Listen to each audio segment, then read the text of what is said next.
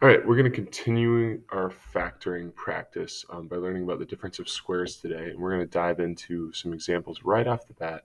The first one looks pretty familiar where we have a quadratic formula and we're going to factor it.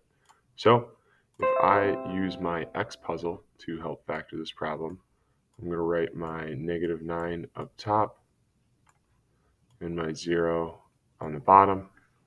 Okay, we want to think about what numbers can multiply together to get -9 and add together to get 0. Um, so if we're multiplying to get a negative number, we're going to need one of our numbers positive, one of our numbers negative. This actually works out well because if we use 3 and 3, and one of those threes is negative, then we'll be able to multiply to -9, and the 3 minus 3 will cancel out and give us 0. So in this case, our factored form is x plus 3 and x minus 3.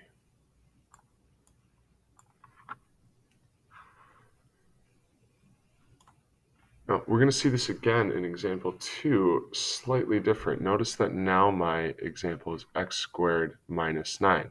If I jump back to our first example here, we had x squared plus 0x minus 9. Okay. Example 2 is just the same thing, except we've omitted that 0x term from it.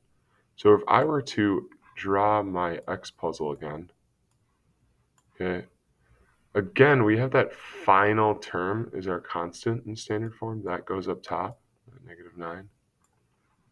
And we'd have a 0 on the bottom because there is no middle term again. Okay. The main point here is I'm showing you that example 1 is set up the same way that example 2 is, just written a little differently. So if we worked through that x puzzle again, we'd have a positive 3 here and a -3 here, which gives us a factored form of x plus 3 times x minus 3.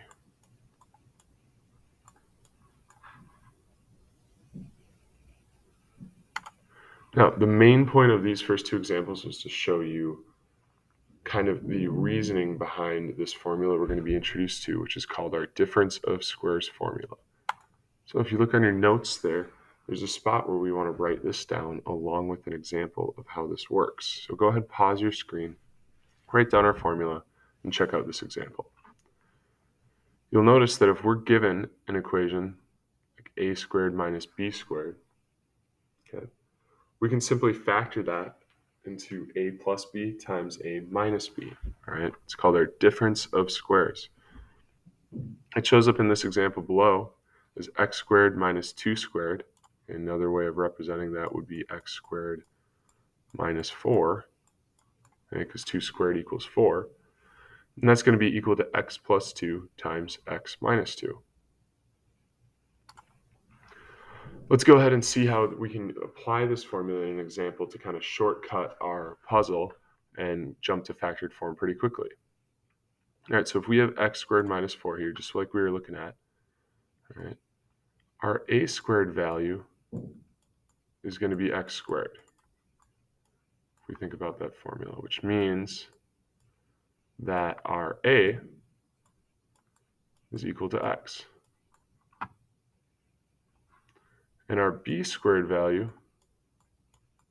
in this case, is going to be 4, which means that our b is equal to 2. Once you've identified what a and b are, we can simply rewrite our equation x plus 2 times x minus 2.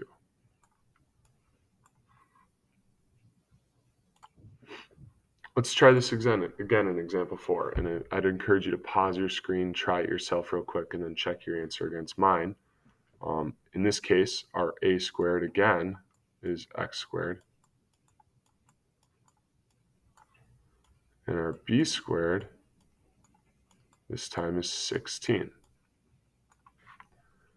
So if a squared is x squared, that means that our a is simply x. And if b squared is 16, that means b needs to be 4 in this case. which gives us our factored form of x plus 4 times x minus 4.